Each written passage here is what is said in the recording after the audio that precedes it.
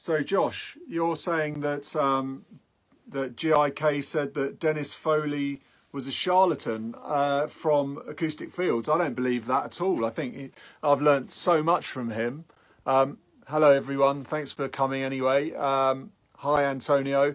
So yeah, I've learnt loads from watching Josh. I've learnt loads from watching Acoustic Fields. I think they're brilliant. So no, I don't agree with GIK. I think GIK do some really simple panels that people can make themselves. So I don't see that they've really got much of a leg to stand on. But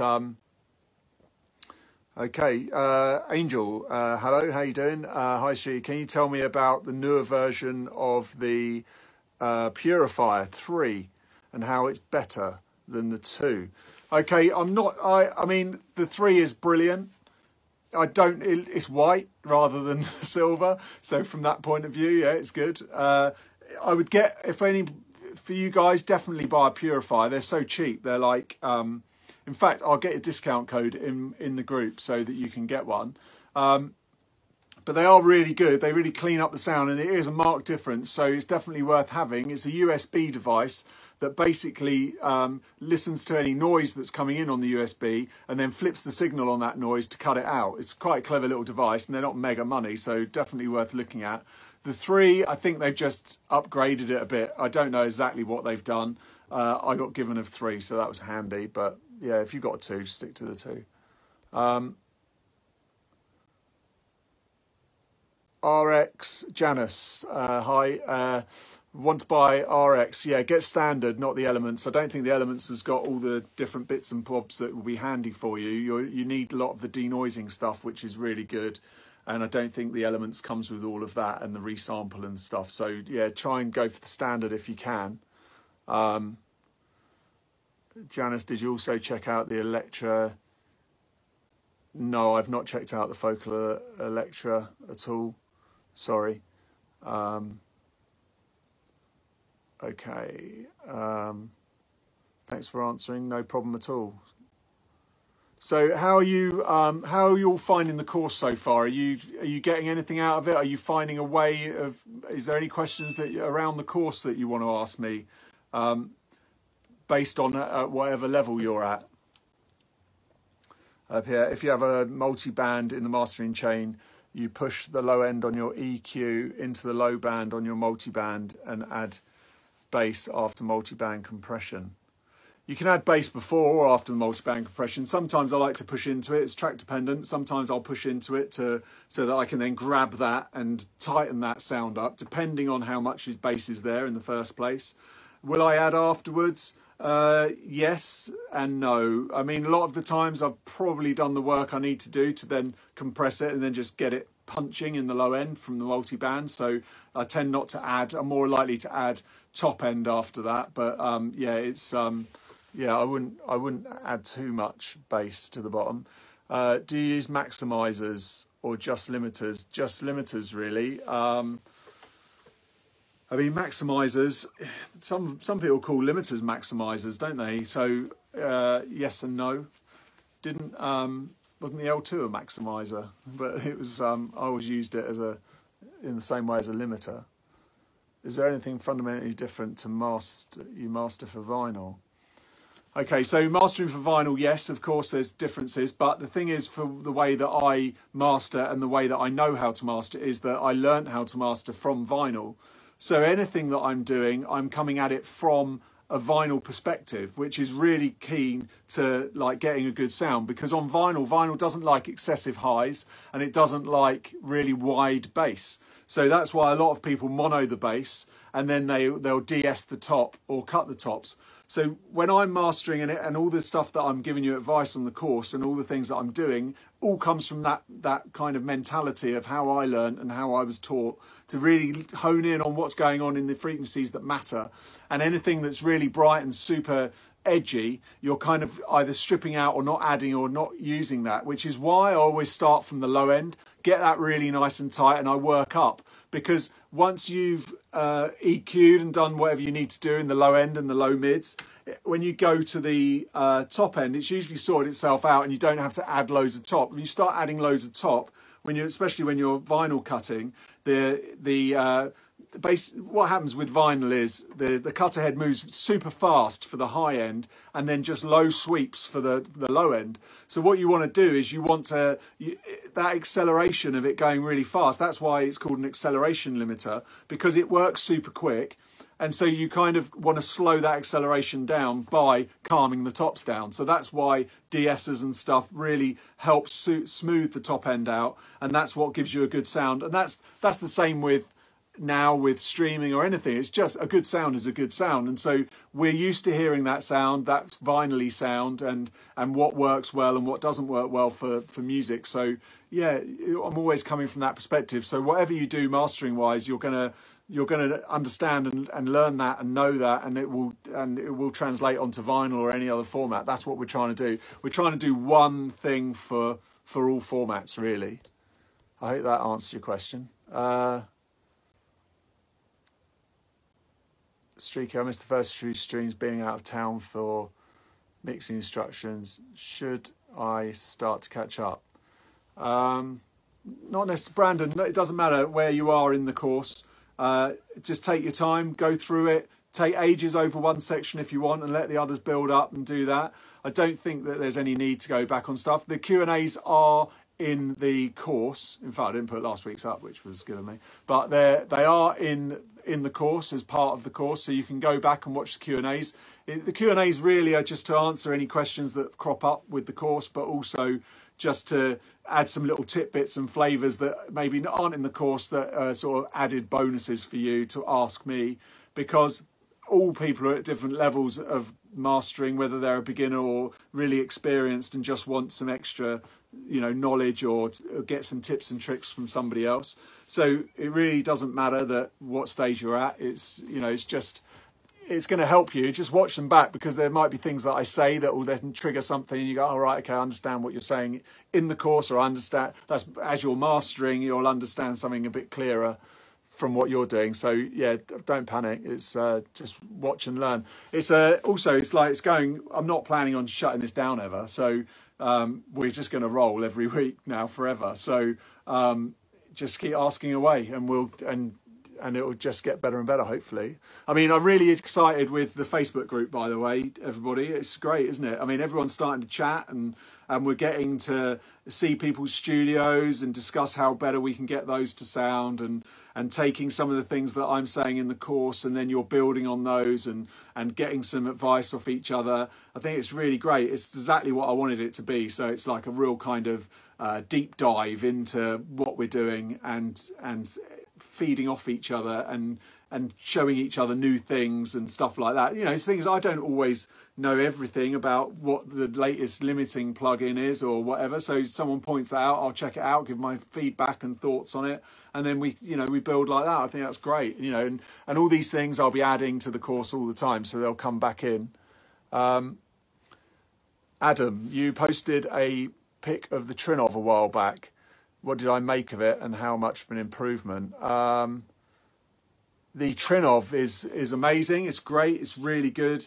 Massive improvement on the sound in your room, even if you've got this pretty flat room. It's just the way the phase works on it. I really like that. Works really well. So yeah, definitely. If you get a chance to check one out, then do. I should be able to. I reckon I could get us a discount on that in the group. I know the guys at Trinov, so maybe if that's something you're interested in testing out, then we could arrange a demo. It's really cool. It's really good. It's like SonarWorks, but in 3D. So it's taking SonarWorks to the next level. It's great. It's really helpful.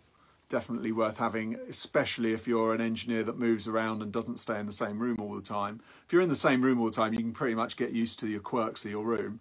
But it's just all those little things that add a little sort of 10%, and that's definitely one. Ian, I'm really enjoying the course. Good, thanks. Just completed week 3. So far, the pace and information has been great. I think it's really useful to focus on the fundamental. Yeah, good. I'm pleased that you're getting that. That it's just taking it step by step, and then we're going to build up, and it gets faster towards the end. So it's like, it's good to just get all the basics going, and then you'll know what I'm doing.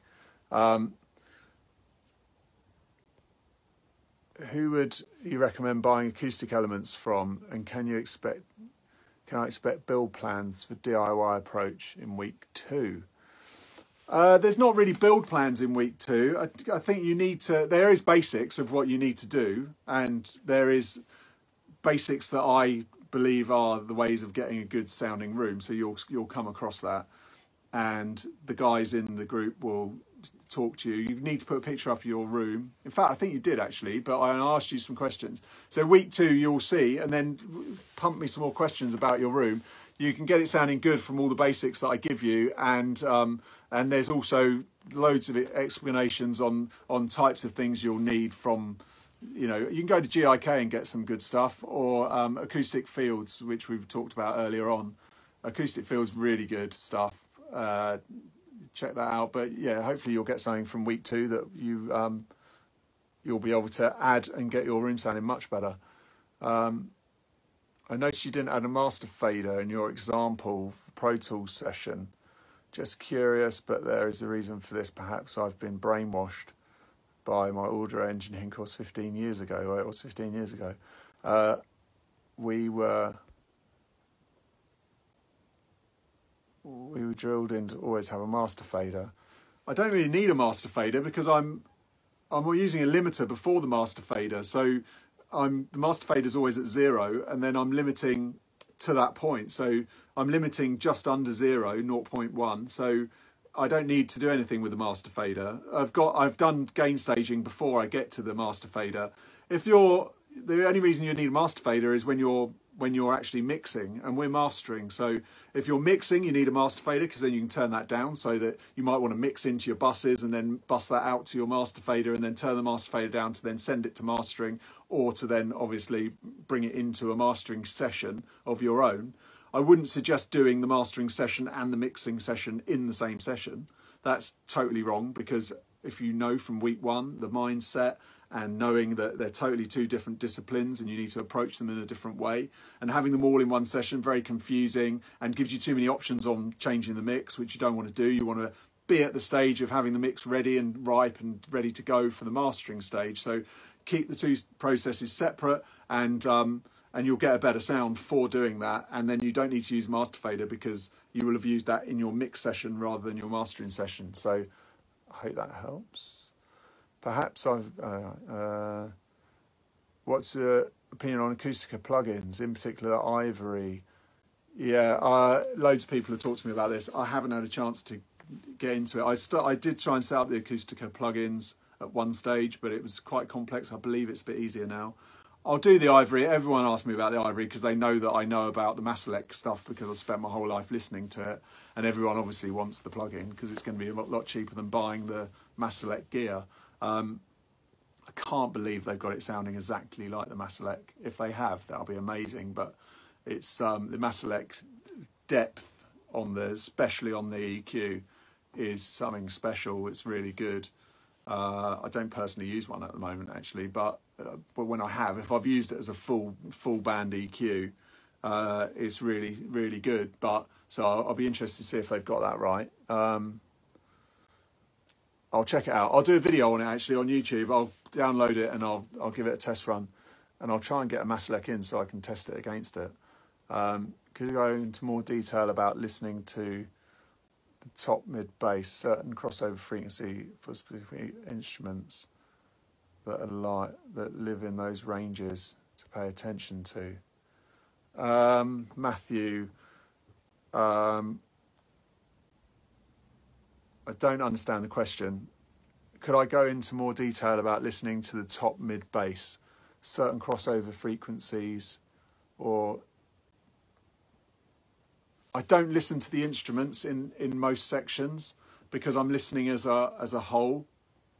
I'm not listening to what the bass is doing. I'll listen to what that area is doing. So if it's a bass guitar, for example, then if I'm adding it around 110, 100, then basically that's going to affect what's going on above there. So listening to those instruments, I can't do that, because if I focus on that instrument, I'm not focusing on the other instruments at the same time. So it's listening in that range, and that's kind of how you have to approach mastering, is listening to different things all at once rather than focusing on an individual instrument, because everything you do across the stereo picture is going to be affected by what you do in one area. So if I add bass somewhere, then that's going to affect the compressors and stuff, that it's going to affect how the top end sounds.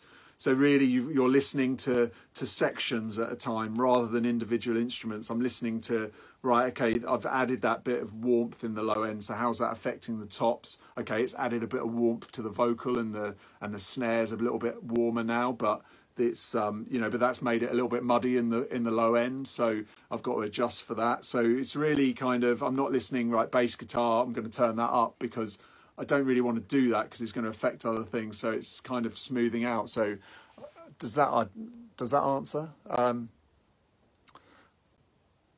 I have the MLA4 multi-band that I used at Metropolis. Also have an SSL Fusion. My question is about a high compression de-esser. What is the difference between them when you use the high band on the Masalek? I wasn't that massively impressed with the Fusion's high frequency limiter. It was okay. I would rather use the Masalek if you've got one. I think the Masalek top end works much better than that one. I'll say it once and I'll say it quickly. Fusion, hold down the compressor button for 5 seconds. So yeah, use the Masalek, I would. The SSL Fusion was okay, but it was not as good as that. Teglia Cream discount. Yeah, okay, sorry, thanks for reminding me. So Teglia Audio have said that they will give all of us a big discount on the Teglia Cream if you're looking to buy one. They'll send it directly to you, so just give me a nod in the comments of, in fact, I'll just do a separate post and tell me if you're interested in buying one. If I can get a group of numbers together of people that want to buy a cream, then we'll get a bigger discount. Obviously, the more the merrier. So I don't want one, I've got one, but if you guys want one, I'll be able to get you a discount. I'll get you a discount anyway, but you'll get more of a discount the more of us that want one. So yeah, let me know. Sonar work, yeah, basically what I'm going to do, so Sonar Works discount. So I'm saying about all these discounts, what I'm going to do is I'm going to set up a page on my website for the where I'm just going to have a discounts page for all the people that I speak to. They're all keen to give discounts to. They don't give discounts out as general, but they're keen, as we're a small group, and for the newsletter readers that I've got as well, to just offer a discount for all us guys and the newsletter readers, as long as it's kind of behind a wall and general public can't see it. So I'm going to do that. I'm going to set that up this week, and I'll join you up obviously straight away, so you can then go on there, and then as I start reviewing stuff, I'll ask for, and if you ask me to get discounts, then I will, and then from there we can just have a big list of discounts that we can get, and yeah, save us all a bit of cash. So Oliver, hi. Just wondering, I'm running an SSL Sigma into Prism Lyra and wondering if you think it's worth getting an Antelope 32. So I'm using one sound device for all 32. Current setup, UAD, Moto, Lyra. Yeah, I mean, really, you've got to, I'd get one in on demo and then listen to how it sounds. That's what I would do. I think it's probably better, yeah, to have one, but I would definitely try and get one in. A manufacturer will not, the distributor or whatever, just speak to them, say, can I borrow the demo unit? I'm thinking of buying one, but I want to see how it goes in my setup. And then what I would do is I would do some recordings with your current setup and do exactly the same recordings with that, and then see how it sounds. But I think that's the best way to test it in your setup, without a doubt.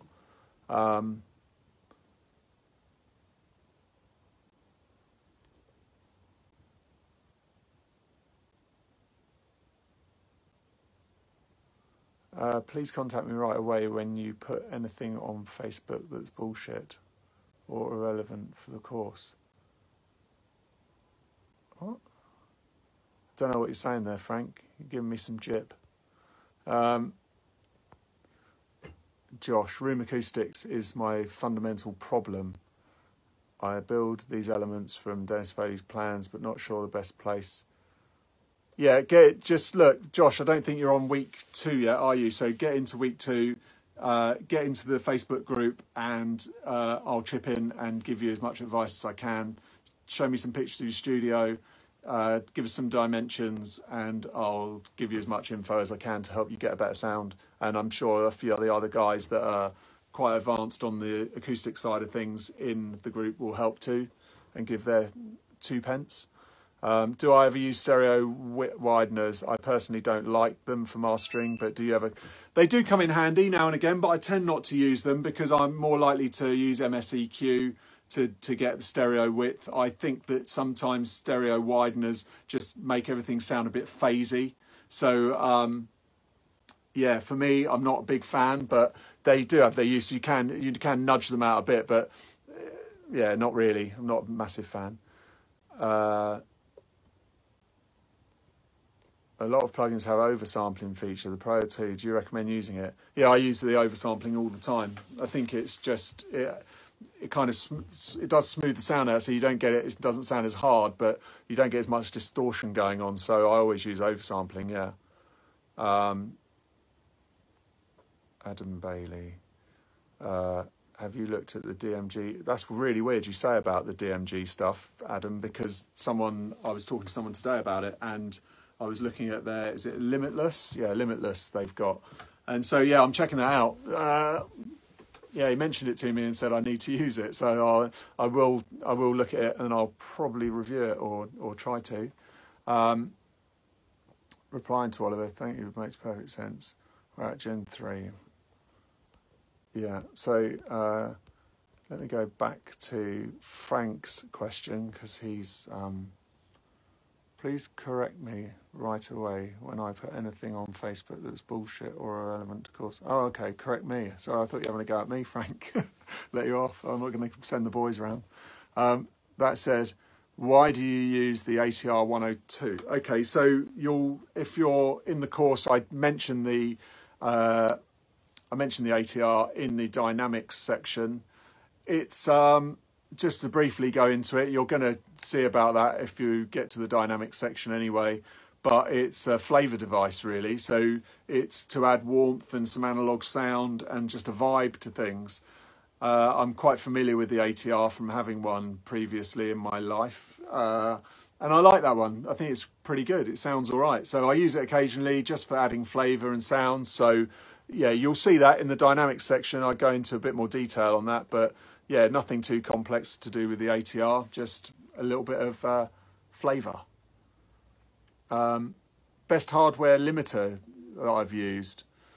Now, there's 2 different types of limiters because you've got analog and digital hardware limiters. The analog limiter I used to use was the Maselect one. I stopped using it. It did have a really good sound to it. And when it first came out, sort of late 90s, it was really cool because in the late 90s, you didn't used to limit that much stuff in the digital domain. So you would kind of make things sound louder in analog, and you would only go up to 0 ppm a lot of the time because we were dealing with a lot of pneumatic tapes and things. There was loads of technical reasons why we didn't go over in the ppms until people started using a TC finalizer and really smashing the hell out of, stuff. So I didn't used to use a hardware limiter in those days, maybe a Younger that gave me like a dB, and that was it, just like as a clipper. But then so then we used to use the Maselect limiter to like really get some level and get it sounding louder. But then I stopped using that because it became more like a compressor, that limiter. Then hardware limiters in the digital domain, I've used the L2 massively for ages. That's brilliant. I believe now the Better Maker is really good. I've not had it. I'll be getting it in soon, so I'll be able to test that out and see how that sounds. But, I'm quite happy using plugins for my limiting needs, really, unless I get the Better Maker in and it sounds great. But mainly, yeah, the L2, I use the 6000 series TC at Metropolis, just for like 1-2 dB, nothing major. But yeah, L2 you can smash if you get the hardware version of that. It's quite nice. It's got a sound. Yes, Frank. Have you tried the Eventide Elevate limiter? Also the elevator I have, yeah, I like that. That was pretty good. I like the sound of that. That was fun. I've not used the EQ that you're mentioning though.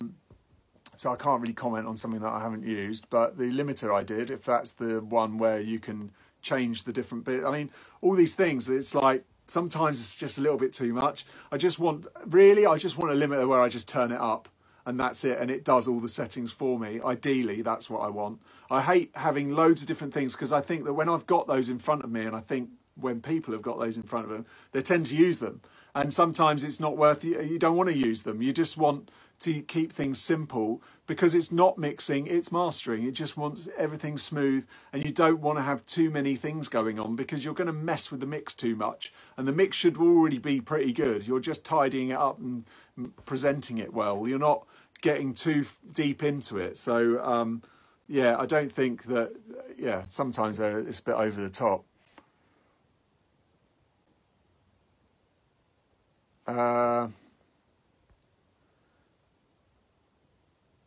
Yes, Steve, limiters, clippers.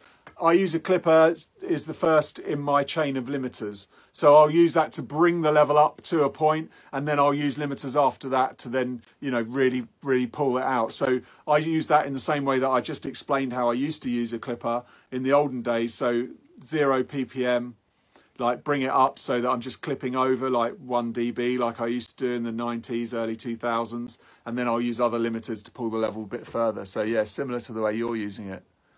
I've not used the Casrog K-Clip 3, but maybe I'll give it a go. Radu, Streaky, is there any EDM pop top 40 recent material that you've mastered that we could listen to on Spotify? Yeah, there probably is. Can't remember what it is, but I'll I need to see it. I just need to get oh no, I'm fine on that. I thought I was running out of battery, but I think I'm okay for battery. Okay, let me see what else we've got here.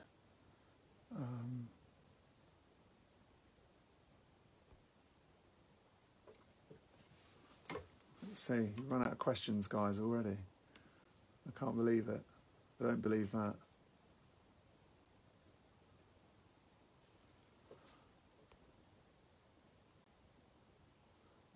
Hi, Lewis. We'd love some examples. Okay, no problem. I'll sort you out some examples of things that I've done, definitely. Of course, no problem. A lot of the times, I don't actually know what I've mastered. It sounds ridiculous, but because most things happen, you know, a month or two before they come out, I don't remember doing them, and I don't listen to radio much. So I don't know if they're what's what. If it's a famous artist, obviously you know straight away that it's going to be a hit or a track or whatever. But if it's not, it still could be a record that comes out, because a lot of dance music and hip hop may be one-hit wonders. So I don't know. I usually get my assistant to tell me if I've done something that they might have heard of. Have I? Yes, Adam. Shadow Hills Master Comp. Do I get a discount? Yeah, I can get you a discount on that. But do I use it? I've used the hardware version at Metropolis, and I use the software version now. I use it more for colour and flavour than compressing. I like the sound of it. It's nice. It's got a sound. It's got a vibe. So yeah, I've gone through it. I go through it. I think the UAD version's very close to the hardware one that we had at Metropolis. I mean, it looks amazing, doesn't it? It's just like such a box with loads of big knobs and stuff, and it's just so over the top. The design is mega, so it looks brilliant in the rack if you've got one. It's pretty complex, isn't it? It's like got a lot going on, but I don't use it for that. I mention it in the dynamics section of the course, so I go into why I use it and how I use it there, so you'll see that if you get to that stage. How many iterations of speakers did you go through before finding your final ones? This is George. I'm always going through speakers. I'm obsessed with hearing new speakers because there's so many on the market to listen to. I've stuck with the Focals for the moment. I really like those. They're really nice. I've got used to the top end. You can hear everything on them. I like hi-fi speakers more than I like studio speakers because I'm totally mastering. I don't do any mixing or anything. So I like the smoothness of the sound of hi-fi stuff and the full range. I really like that. I've got these in at the moment. So, oh, Jesus, they are heavy. So yeah, I've got these back at the moment as well to check out because I like listening to speakers. So yeah, these massive things, the keys, they've dropped these off for me to check out again. I like them. These sound ridiculous. The bass on them is just like mental. It's so weird because look at the size of them. They're kind of like Nearfield speakers. I mean, they are really heavy, but they are like Nearfield, but they've got so much low end. I mean, they're as loud and as much low end as those Focals, which are massive speakers, and they're powered by massive amps. And these are stand up next to them as in the bass response. It's crazy stuff. And the technology involved is pretty full on. I'd love to understand it totally, but I don't. But yeah, they're great. So definitely check those out if you're short on space and looking for a bigger sound. Get you a discount on those as well. It's like I'm running a shop. So how many speakers do I go through? I mean, yeah, I really, yeah, hi-fi speakers, these little speakers, I just test them out and I like them and people send them to me to listen to and review online. So that's fun. I enjoy doing that. I would suggest, though, getting a set of speakers, sticking to a set, learning them, because it takes time to get used to them. So if that's the kind of question you're asking. Daniel, how does the Teglia Cream compare to the SSL G-Comp? It's pretty similar. Yeah, it's pretty similar, but it's not as, I wouldn't say it's as hard sounding. The compressor on the Cream is smoother sounding than the G-Series comp. The G-Series comp I always find like really fast and hard and has that kind of edgier sound than the Cream. The Cream is creamy. I mean, it's the right word for it. It's amazing bit of kit, but it is a lovely smooth compressor that it can get in tight with the glue, but not too tight. So yeah, it's a really nice sound, especially when it's in combination with its EQ that's on there, which is basically pretty much Pultec-y style. I mean, it's kind of it's an SSL EQ, as in the settings are similar, but the sound and the style is a little bit different, really, I'd say.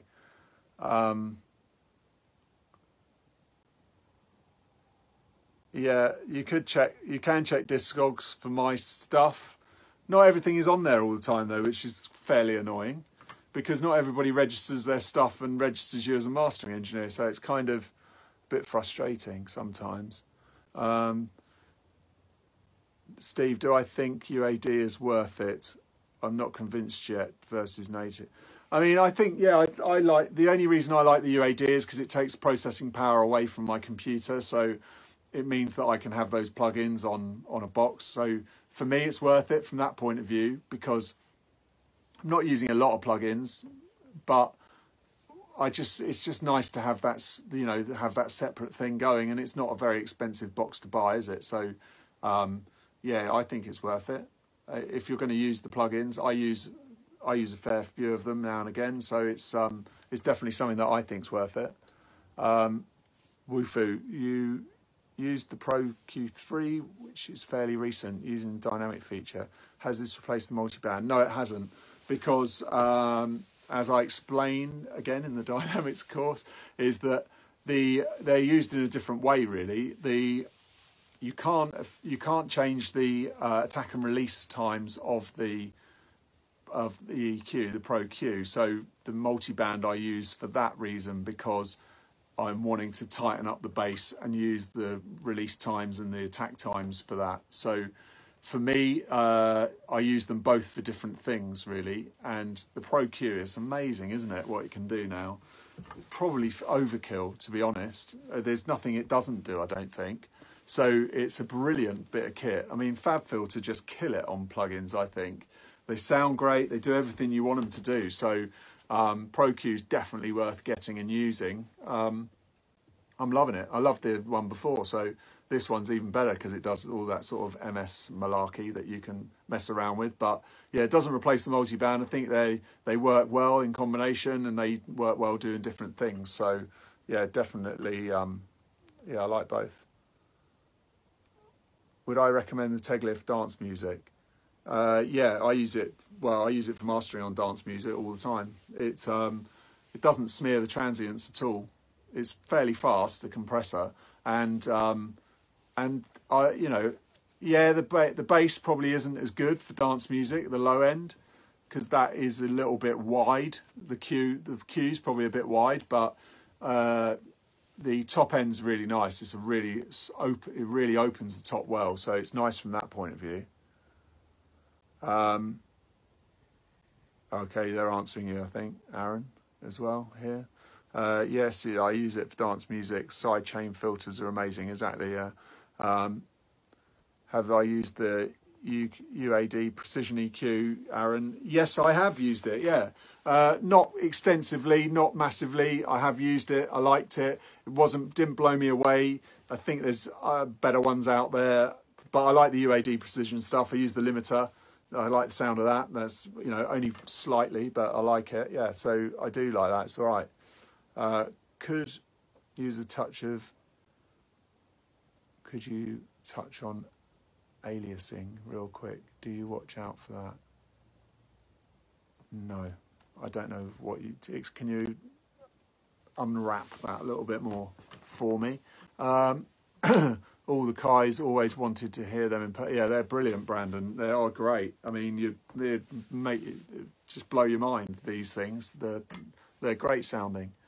Buying elements from acoustic fields, etc. For me, shipping to Europe, GIK didn't convince me today. Any other recommendations? Yeah, eBay. If you're looking for acoustic treatment, there's guys on eBay that make it to your spec. And yeah, they're the same as GIK really. They're just making a similar thing. I don't think GIK are doing anything spectacular that you couldn't buy from somebody that's making them the same way, but probably for cheaper, and will do them to your size and shape. So yeah, go on eBay. There's plenty of guys on there that know what they're talking about. They'll give you loads of advice as well. Brandon, do you feel like you can hear the DSP in the Kais? I've heard. When it comes to DSP and speakers, it's like that's the sound of the speaker. So if I can hear it or not, I don't know, because that's the sound of the speaker. It's like, do you mean, can I hear like digital like noise and things? Not really. They sound good. They sound great. They're a really good speaker. They're not, I don't have any, it's the sound of that. That is how that speaker sounds. So if that's the DSP, then it sounds good. The ones like these don't have any DSP in, and they sound good too.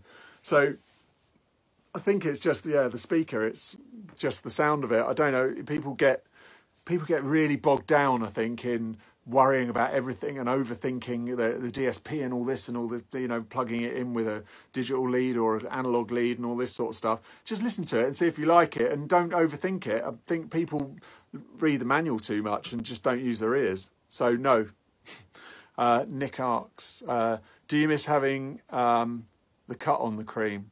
I quite like the sound of pushing the cut against the boost, especially on the subs. For the Pultec, no, because I never did that with mastering ever anyway. I just always used it in the plus. I'm more of an adder than a taker awayer when it comes to EQ. So I never did that sort of bass kick thing. That was more of a mix thing. That wasn't really a mastering thing ever with the Pultec. So I never did it, and I never have done it. So yeah, it wasn't a thing for me. The Pultec's so wide. I always like it in a wide, broad setting. So having that, I'd lift it up in the low end just to kind of maybe time that up with a multi-band afterwards. But it's more lifting it to like warm up the low end. That's what I found with the Pultec and the low end mainly.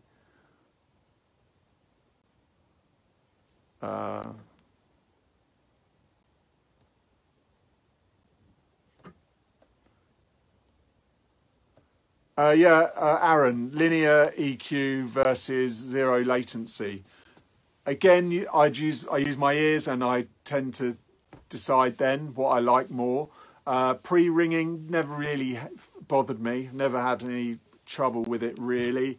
If I don't like, I just flick through those settings and see which one works best for the track that I'm on as I'm doing it, and then listen and go, yeah, okay, I like that. I like what that's doing. Zero latency, I kind of like a lot more. It feels a bit more natural sometimes than linear phase. So yeah, I'm more varying on that than linear phase. Can just sound a little bit too like, full on sometimes. I've seen a lot of mastering engineers use the API 250 in mastering. I love it, but use it more in the mix. Oh yeah, it's brilliant for mastering, the API 250. Loads of people use that. I haven't got one, but yeah, they're nice. They're quite hard sounding, but they're nice, and they've got a style, and it's good for if you're doing sort of a lot of guitar music, benefits from it well, when I've had one in the past. So yeah, I've not... I should bring up the UAD one and have a play now you've mentioned it.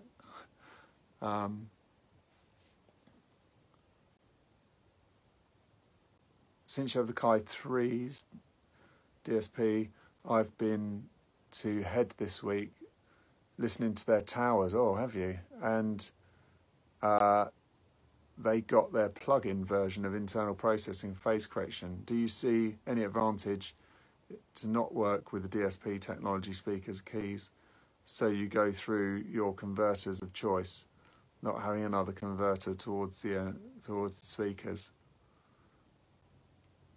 Oh no, streaky shop, I think you're right. Again, I'll go back to what I said. I think that if they've got D to A and A to D converters in them, or other way around, that's really the sound of the speaker, and that's the sound that the manufacturer wanted from that speaker. So I don't seem to have a problem with that. I just know, do I like that sound of that speaker with my reference tracks or not? I don't care. I don't have that in my mind that there's DSP working or there's different D to A's and A to D's. It's kind of, I'm going out of my D to A into a set of speakers, and what that set of speakers is doing, I'm not bothered. I just want to listen to how they sound with that.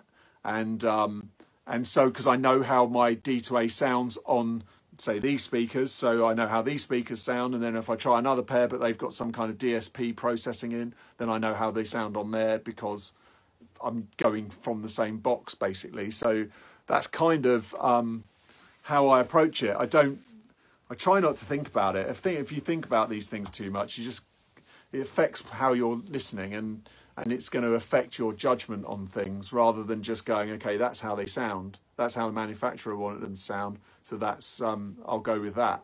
I think that's kind of my approach when I'm listening to, demoing stuff. The head things, I'm really excited about seeing those, the head towers. They said that they put them in here for a bit for me to check out. That'll be good when they're ready. I'm going to a launch event of the head speakers that's miles away in Kent somewhere, East Country, yeah, from me. So that's happening in a few weeks. So I can't wait to see the towers. They look mental, don't they, the head towers? And the head speakers themselves, if anyone's looking for speakers, you should check out the headgear because their tweeter's amazing. It's really nice. I did a comparison between the Ivory 3 multiband and the real Masalek. They sound different. Yeah, see, like I said, I don't know if you're going to get the exact sound of the Masalek. It's really good, and it's got this depth to it. So yeah, it's interesting that you say you couldn't get it to sound the same. What do I think of the Clariphonic? Yeah, really nice. I haven't played with it a lot, but when I heard it at a friend's studio, I liked it. Yeah, it was good. Baxy sort of thing, really. Sorry for maybe overthinking. Don't be sorry.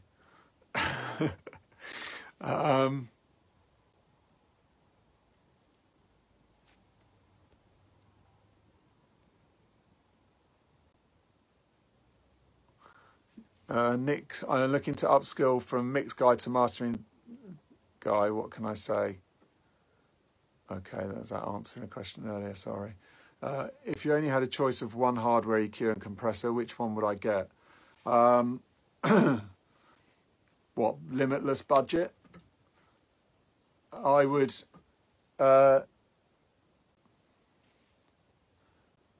get a Maselec EQ and I would get a Maselec multiband compressor, because the Maselec multiband compressor is a normal compressor as well. You can put it into stereo mode, but I would use it in multiband mode so that I could move the track around a bit. And I would use a Maselec EQ because it's not too coloured, it's not too clean, it does exactly what it wants to do. It's really high end. You're going to get a great sound from using those. So that would be, if I had the choice of only those, that would be it. I think anything after that, you're adding colour, you're adding, you know, maybe a massive passive or a, you know, things like that, so that it's like you're adding flavours and colours and stuff. But straight down the line, hardware EQ. I mean, I'd probably look at a GML 950 as well, you know, 9500 or whatever it is. I used one of those for years, probably 10 years. I loved it. I mean, but it's really super clean. So I mean, it's as good as it's probably better than the Maselec, if I'm totally honest.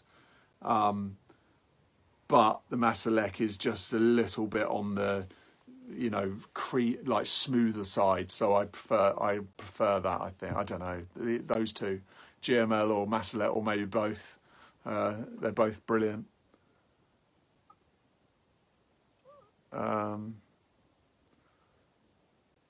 What's the best way to contact you directly? Through my website, streaky.com, contact page there. It's got all the details to contact me. When do you use the Clariphonic dull mixes? I haven't used it much, though. I've only listened to a friend's place, so I couldn't give you massive amount of information on that. Ian, for some plugin like ePoltech, there are many companies making versions, even UAD make 3 versions. Do you listen and try them all? No, don't listen to them all. Just pick one of them and get used to that one. I like the UAD legacy one, was really good. So give that a go and move on. Try not to do your head in. You can go forever, can't you, with anything like this? You know, just pick 1 or 2 things, learn them really well, and then just move on to the next thing, because, you know, it's not about the equipment, it's about your ears and learning and getting that right, and then moving on from there. Aaron, I've got a gal wire between Bryston and the NS10s. Is it worth replacing the wire? If so, what would you recommend? Well, it's definitely, I've not heard the Gale, is it Gale?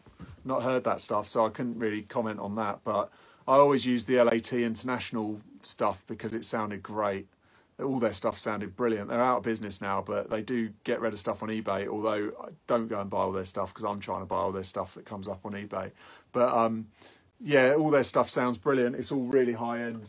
It sounds good. Cord what do really good speaker cables as well, so look at those.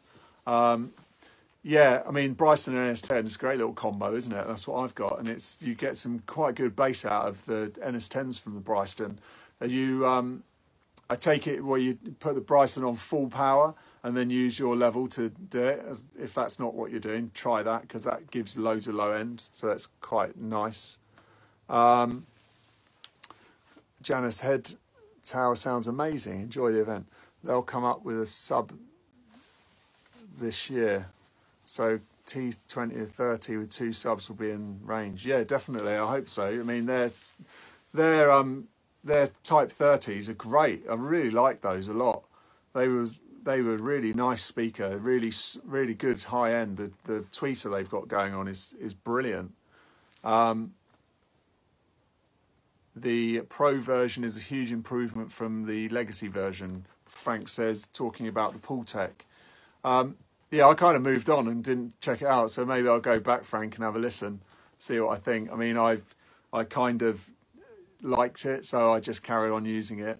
You know, there's only so much you can test out and check out. I mean, if you can imagine the amount of gear that I'm trying to do. So I'm trying to work and then trying to check gear out all the time. It's, you know, there's only so much you can do, isn't there? I'm trying to check stuff out and listen, you know, people are always saying you should listen to this, listen to that, but I don't, which something I'd say is that I don't like to add things into my chain unless I've got a chain that I know and I know the sound of it and I can work fast and get going and I know what to do with what, when and how and the sound that I want to create. And so adding something into that chain is quite a big deal for me because it's really going to affect the sound of what I know I can do. And I need to be able to work fast. When you're working on a lot of tracks every day, you need to be able to work quickly to get those tracks done and move on because you've got other things to be doing as well. So, you know, you don't really want to be spending an hour a day or 2 hours a day listening to new bits of equipment and trying to bring those into your chain. You really want to get your chain solid, and then that's it. And then if something comes in and you listen to it and it sounds amazing and you want to put it in the chain, then it's going to make its way in. But, you know, I would always kind of steer on just keeping solid to a couple of EQs, a couple of compressors, really. That's what I would try and do. So so you really hone your ears to how that's sounding rather than, you know, rather than getting into details on loads of stuff. Right, if anyone's not got any more questions, then we might call it a day because I'm getting a bit of a sore throat and I've got some more stuff to do before I go home to have my children screaming at me. So are we all done? Any more questions on the course or anything you think I've missed out on the course? Nick, you have Neumann. I love those 310s. I tell everyone to buy those. But they can get quite fatiguing. Oh, no, I don't think so, can they? I'm interested in acquiring some larger hi-fi speakers. I use the same clip-ons, okay tits. Hi-fi speakers are a good master on that don't cost 10k. If you want some speakers that are great for mastering and that you don't want to spend a lot of money on, I would say go second hand and I would get myself a set of B&W 802s that have got the sort of Nautilus tweeter across the top. I used to have a pair of those. They sound brilliant. So for like, you might be able to pick those up for say £5,000 and then you need to get an amp for about £1,000, 1,500 quid, something like that. So it won't be $10,000. It might be $6,000, but you know, you've already spent probably three of you on the 310s. Love the 310s. What don't you like about those? Surely you bang a sub on those and they sound great. But yeah, I would say get full range. I would get the B&Ws. They're one of the best speakers I've ever used. I preferred them to the PMCs that I used to use. These are obviously really good, and these are brand new, so different kettle of fish, but similar ballpark. If you've got the space to put them in, definitely look at 802s or 800s, depending on how much bass you want, I think. Wavelab Pro as a mastering DAW. No, because I was going to go down that road, and the learning curve was just mental. And I didn't like the layout and the look. It was all kind of like PC-y and harsh. So I binned it off instantly. So no, I never used it. Although it's pretty much a standard one to use that's not, you know, a Sadie or a Pyramix, which really are the ones that you want. If you're going down that route, I just prefer using Pro Tools and then using other tools for anything that I need to do at the end. Pro Tools is always solid. It works everything I want it to do, really.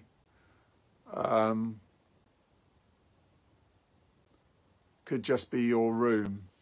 Yeah, maybe, but I just really liked them. I thought they were nice speakers, the KH 310s. They were smooth. They were a bit boring to start with, and then they livened up as I went, so I liked them. I'm in Australia, so that's well over 10,000. Oh, I see. That was you. That was Canadian dollar. That was Australian dollars. But thanks for answering. Well, you still might be able to get some from Australia and that neck of the world. It's probably, I'm sure they're cheaper there. I was just sort of quoting. What power amp? I had class amps, the French company, when I had my B&W 802s. The class amps were kind of were the ones that were supposed to be with them. I think B&W bought them and then sold them again. So yeah, I like those. Can't remember the power of them, but I had one for each, which was great. Of course, is great. Could we get audio examples with the end of week 4. Examples, subs, low mids, etc. What sort of audio samples do you want? I mean, that all comes later. So just really, if you're talking the EQ section, it's just about, you need to just understand what I'm doing with EQ, and then we'll move. Then when I'm doing it later, you'll understand, that'll all kind of go, oh, right, okay, I get it now. It's all come together. That's the kind of gist of it. So it's kind of these modules get you to the point where you then, when I come to do it and you're over my shoulder, you know exactly what I'm doing.